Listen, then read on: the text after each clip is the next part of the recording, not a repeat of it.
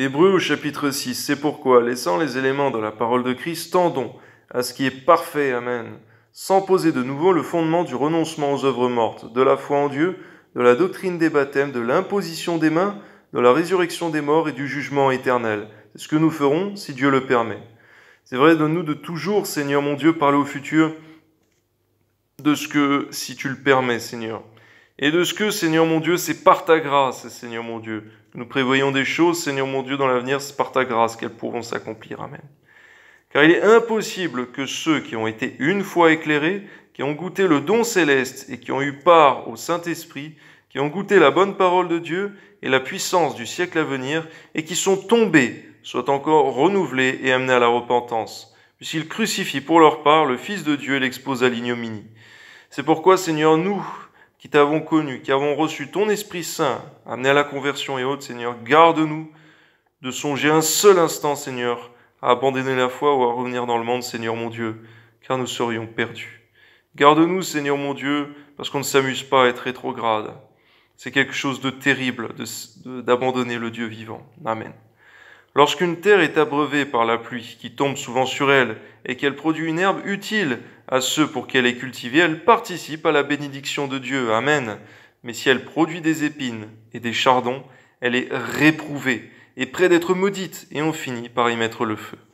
Garde-nous, Seigneur, par ta grâce. Amen.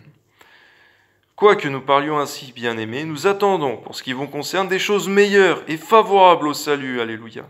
Car Dieu n'est pas injuste pour oublier votre travail et l'amour que vous avez montré pour son nom, ayant rendu et rendant encore des services aux saints. Nous désirons que chacun de vous montre le même zèle pour conserver jusqu'à la fin une pleine espérance. Alléluia.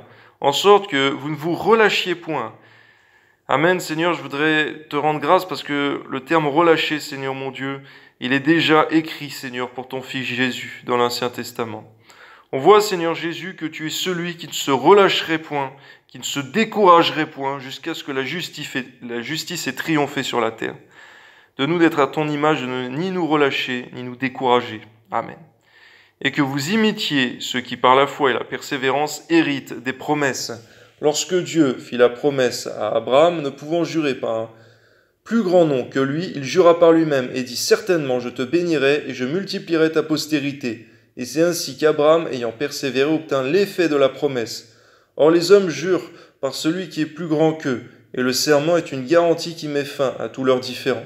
C'est pourquoi Dieu, voulant montrer avec plus d'évidence aux héritiers de la promesse l'immutabilité de sa résolution, intervint par un serment, afin que par deux choses immuables, dans lesquelles il est impossible que Dieu mente, nous trouvions un puissant encouragement, alléluia, nous dont le seul refuge a été de saisir l'espérance qui nous a été proposée. C'est vrai, Seigneur mon Dieu, cette espérance en Christ ne nous a pas été imposée, mais proposée. Nous l'avons saisie par ta grâce, Seigneur, car c'était le seul moyen d'être sauvés. Toi sois la gloire, Père. Au nom de Jésus, Amen. Cette espérance, nous la possédons comme une ancre de l'âme, sûre et solide, Amen. C'est vrai, Seigneur, il y a beaucoup d'espérances qui sont incertaines et fragiles, mais l'espérance en Christ, elle est solide, parce qu'elle est certaine, Amen. Elle pénètre au-delà du voile, alléluia, là où Christ est entré, pour nous comme précurseur, ayant été fait souverain sacrificateur pour toujours, selon l'ordre de Melchisédek. Alléluia, gloire à Dieu. Merci Seigneur mon Dieu, parce que tu as ôté le voile de séparation entre Dieu et l'homme. Ce voile qui a été dressé en Adam. Que ton nom soit béni, Seigneur Jésus. Tu as été précurseur pour nous, Seigneur mon Dieu, que nous marchions aujourd'hui, Seigneur mon Dieu, dans une relation saine et parfaite avec Dieu, le Père, le Créateur. Que ton nom soit béni, Seigneur Jésus. Nous te rendons grâce et nous te glorifions. Merci aussi pour ton Esprit Saint, Esprit d'adoption que tu as mis en nous. Amen.